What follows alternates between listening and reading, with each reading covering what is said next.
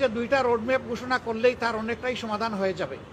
একটা হচ্ছে সংস্কারের রোডম্যাপ, আর একটা হচ্ছে নির্বাচনের রোডম্যাপ। রোজার পরপর হতে হবে, তারপরে এটাকে টেনে লম্বা করলে কোনো সুষ্ঠু নির্বাচন করা সম্ভব হবে না। আমরা বলেছি দুইটা বিষয় স্পষ্ট করা দরকার। একটা, নির্বাচনটা কখন হবে, আপনি যে সময়সীমা দিয়েছেন এর ভিতরেই জনগণের কোনো ধরনের বড় ভোগান্তি না হয়ে একটা কমফোর্টেবল টাইমে এই নির্বাচনটা হওয়া উচিত আমরা মনে করি।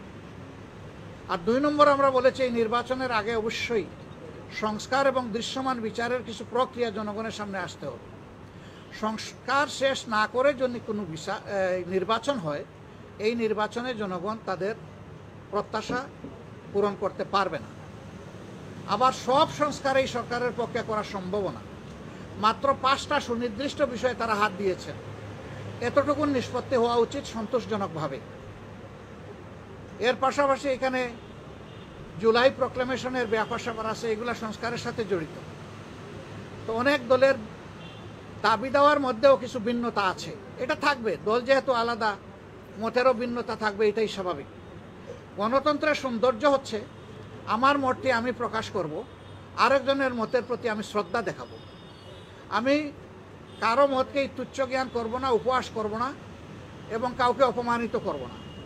কিন্তু আনফর্চুনেটলি এই সীমা আমরা অনেকেই রক্ষা করে চলতে পারি না। আমাদের পারা উচিত। গণতন্ত্রের স্লোগান হচ্ছে let us agree to disagree. আসো আমরা এক হই যে আমাদের ভিন্ন মত প্রকাশ করার অবকাশ আছে, সুযোগ আছে। এই থিওরির উপর আমাদের সকলকে আসতে হবে। আমরা বিশ্বাস করি সমস্ত দলই দেশকে ভালোবাসে। ভালোবাসার জায়গা থেকে দায়িত্ববোধের পরিচয় দিয়ে আমরা সবাই যদি এগিয়ে আসি এবং আমরা যদি সংস্কার প্রক্রিয়াকে অর্থবহ সহযোগিতা করি, তাহলে একটা অর্থবহ সংস্কারের মধ্য দিয়ে একটা অর্থবহ নির্বাচন নিশ্চিত হতে পারে ইনশাআল্লাহ। আমরা সেই দিনটির অপেক্ষায় আছি। সমাজে যে অস্থিরতা দেখা দিয়েছিল এই বিষয়টাকে কেন্দ্র করে, প্লাস বিভিন্ন ব্লকেটকে কেন্দ্র করে আপাত দৃষ্টিতে তা কিছুটা কেটেছে। আমরা এর স্থায়ী নিষ্পত্তি চাই এবং আমরা মনে করি যে দুইটা রোডম্যাপ ঘোষণা করলেই তার অনেকটাই সমাধান হয়ে যাবে। একটা হচ্ছে সংস্কারের রোডম্যাপ, আর একটা হচ্ছে নির্বাচনের রোডম্যাপ। এই দুইটাই অতীব গুরুত্বপূর্ণ বলে আমরা মনে করি।